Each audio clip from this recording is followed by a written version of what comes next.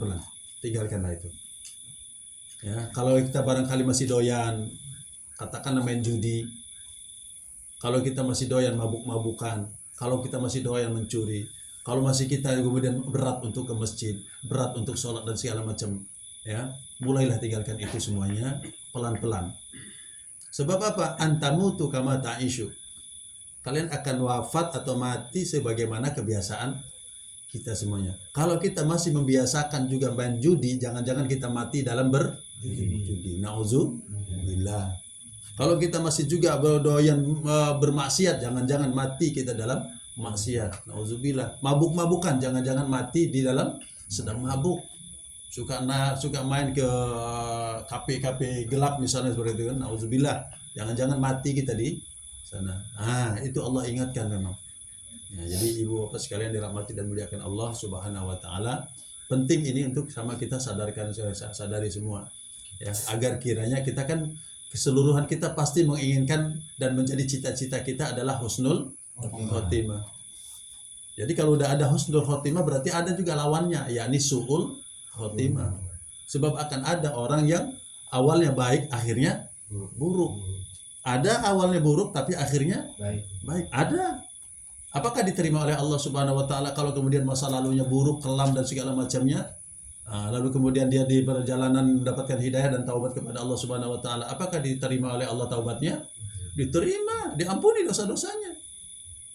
Itu ada di dalam surat Al-A'raf. Lupa saya surat Al-A'raf atau apa.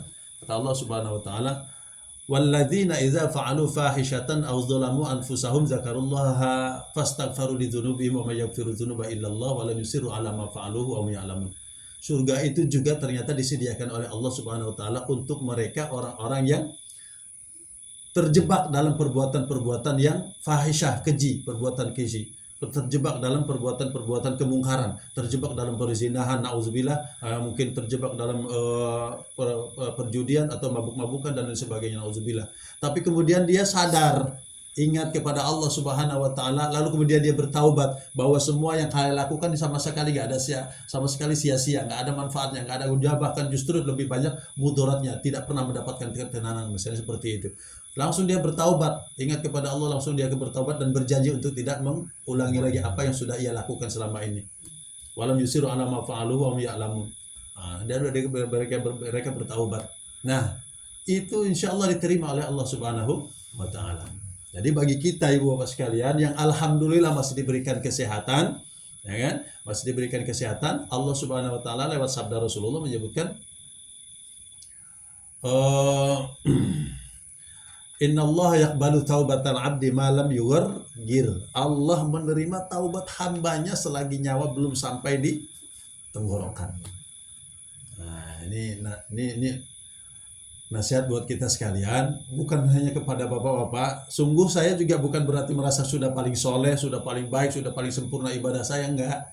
Ya kan? Allah itu mencintai orang yang mau bertaubat. Jadi justru kalau dia merasa soleh, merasa paling hebat, merasa paling taat, justru disitulah sebenarnya ketidaksolehannya atau ketidakbaikannya. Jadi bapak sekalian dirahmati dan muliakan Allah Subhanahu wa taala.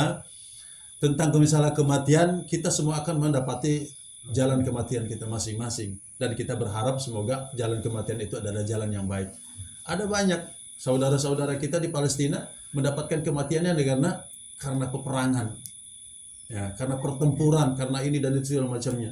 Ada di antara kita yang mati karena kecelakaan, karena musibah, karena bencana alam, karena kebakaran, karena tenggelam, karena terbunuh, dan segala macamnya. Kan begitu kan?